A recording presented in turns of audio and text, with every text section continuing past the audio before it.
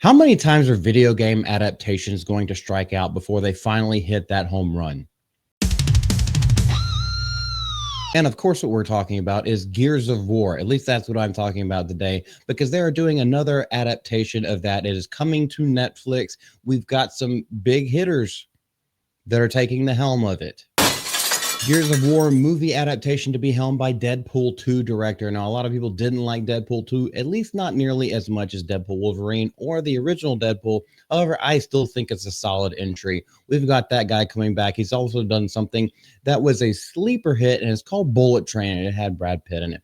The long gestating Gears of War movie adaptation has officially found its director.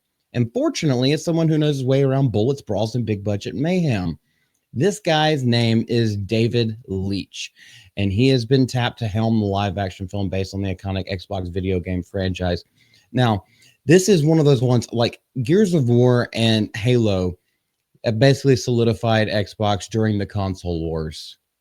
It's something, it is a franchise that has garnered like lots of fans that went off and did their own comic books over it, that did their own novelizations and fan stories about it. You can't, I mean, if they screw up with Marcus Phoenix, everyone's going to know, everyone's going to call it out. And we have seen what has happened with the Halo TV series, Master Cheeks, where they just couldn't help but have him always take his helmet off and show his butt cheeks in both seasons. For fuck's sake. Hopefully they have really good talent, because he'll be producing it alongside Evan North, producing partner Keller McCormick, who's his wife. Not only on top of this, but the script. So not only they have the director, who has a proven track record, but they have the script being penned by John Spates, whose recent credits include both Dune movies from Denis Villeneuve. So whether or not you like those movies, obviously Denis Villeneuve is way better at, I would say, cinematography. He's really great at capturing a shot. I actually haven't seen Dune Part 2, so I'm kind of out of my loop with that one. But as far as the script writing goes, John Spates has been in charge of this, and these are big budget movies, so like we know he's got some skin in the game. And then he has some teeth. I don't think I have to tell you too much about Gears of War if you haven't played, where they have like 5 or 6 different entries into it at this point. But the story is basically a squad of hardened soldiers battling against the monstrous underground locust horde on the war-torn planet of Sarah. And Marcus Phoenix is the guy. I'm pretty sure he's voiced by John DiMaggio, who voices Bender in Futurama. I'm pretty sure, at least the earlier iterations were. I would have to go check on that. But Netflix actually acquired these rights like in late 2022, so like 2.5 years ago. And they had plans for it a long time, but they wanted to do it adult animated. Instead, what they're going to do is live action.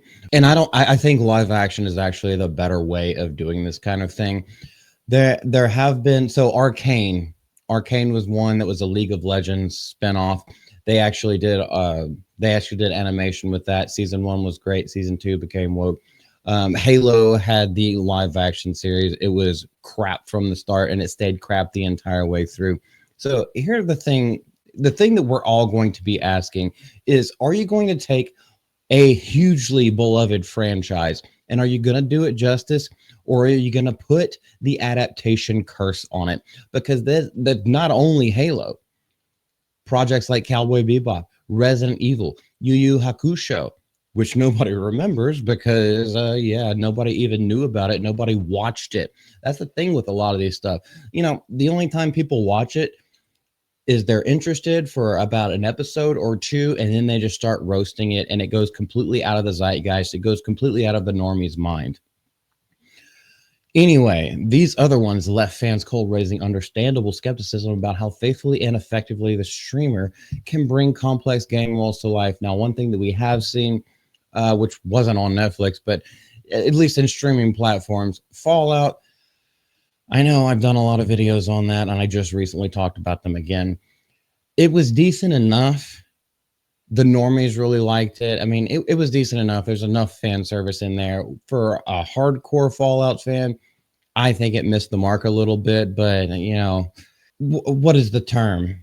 When everything else is shit, your farts smell like fruit. I don't know, I just made that up. But for every Sonic the Hedgehog or Arcane, there are plenty of half baked attempts that miss the tone characters or visual style entirely. And this is why we need David Leitch to bring his firepower, because his involvement does help it out. He knows how to shoot action scenes. He is a former stunt coordinator and a former stunt man that turned into a director and has directed some really big films. I mean, Atomic Blonde is one of them as well. Hobbs and Shaw did, I think, 900 million, or did it break a billion? I'd have to look that up too. Now, I didn't quite like that, but at that point, the Fast and the Furious has just gotten so off the rails that that's all people wanted. They wanted like popcorn movies. Now, all this being said, there's not much more that we can report on at this time. They have not given a full script. All we know are the people that are assigned to work on it. So we've got a decent director who has a track record, and you can go check those out for yourself. We have a script writer who has a decent track record, and you can go check those movies out for yourself. Will they be able to adapt the Gears of War story? That is yet to be determined, and we will keep our eyes closely on this because Gears of War is brutal and dark, and it's almost like, I think Raven in the Writing Desk actually said it in the article, tragic heroism, because Marcus Phoenix is basically an anti-hero. Will they be able to translate that to the screen? That's what I want to know. If y'all have anything y'all want to know or want to just like comment and hang out in the chat section down below, this is Malty from Mouth of Malty. Y'all have a great day. Leave everything down below. Please subscribe to the channel if you feel like you need to. Bye bye.